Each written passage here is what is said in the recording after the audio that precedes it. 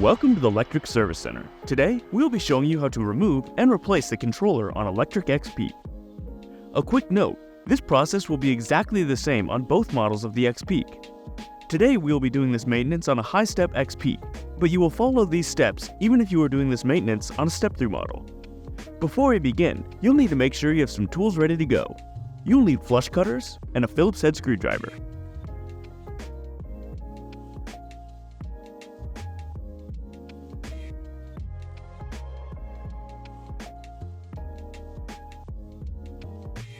In order to gain access to the controller, you will need to remove the battery from the bike.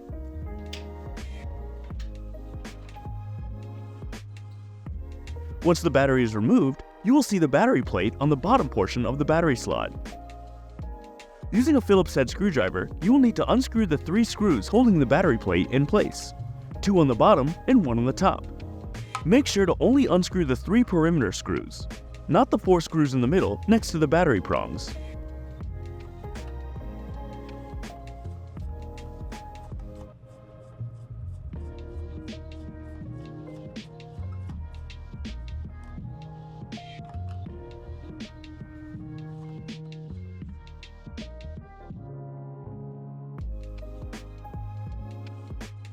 Once those 3 screws are unscrewed, you can pull the battery plate out.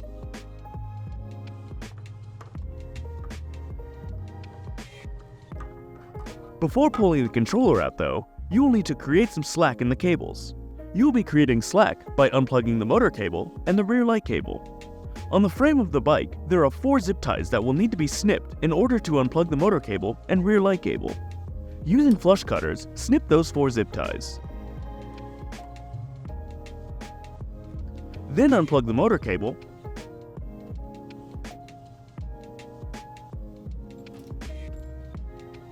and the rear light cable. Once those cables are unplugged, you can pull the controller out of the frame of the bike. First, to get it out of the way, unplug and remove the battery plate.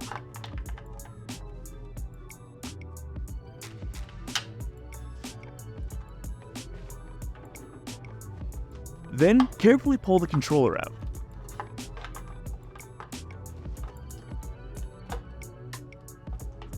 The motor cable and rear light cable will feed from the hole on the underside of the down tube.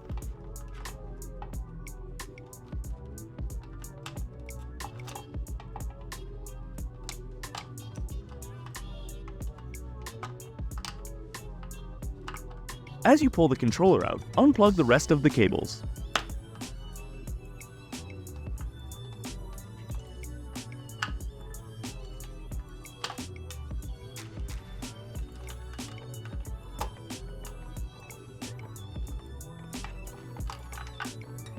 Let's take a moment to get familiar with the cables coming out of the controller. This is the pedal assist cadence sensor. This is the rear light cable. This is the wiring harness. This is the battery plate connector. And this is the motor cable. Now, let's install the controller. We find it easiest to plug the pedal assist cadence sensor in first. Fish the male end out and press it against the bottom of the controller slot. Then, plug in the female end while still holding the male end down.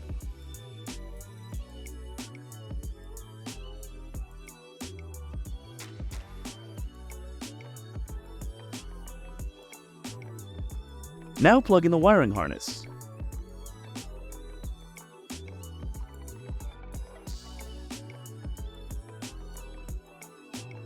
Then, feed the rear light cable and motor cable through the hole on the underside of the down tube.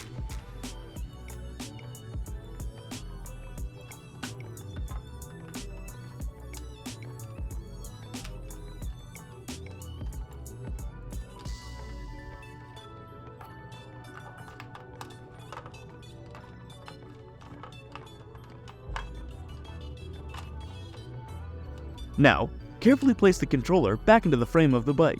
Make sure the side of the controller with the cables coming out of it is facing towards the rear of the bike. If you place the controller in backwards, the controller will sit too far out of the frame and the battery plate will not be able to sit correctly in the battery slot.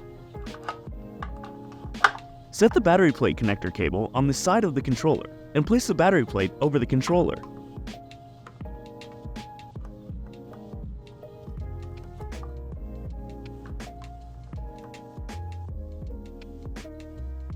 Use a Phillips head screwdriver to screw in the 3 screws into the perimeter of the battery plate. We recommend only loosely screwing these screws in until all 3 screws are in place. Then, go back and tighten them all the way down.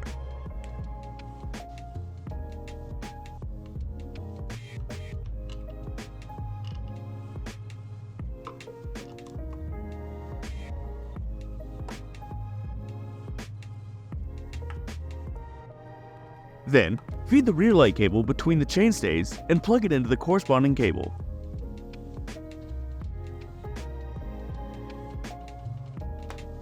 Then, feed the female end of the motor cable on the outside of the kickstand mount and plug it in.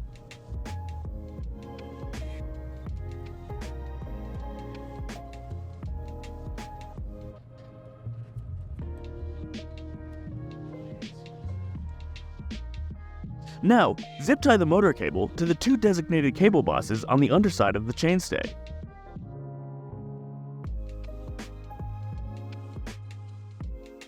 Then, zip tie the rear light cable to the 2 cable bosses on the backside of the seat tube.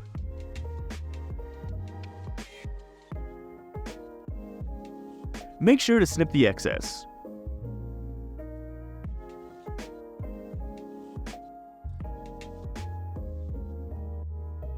Finally, reinstall the battery back into the XPeak and power the bike on to make sure that everything is connected correctly and you're good to go.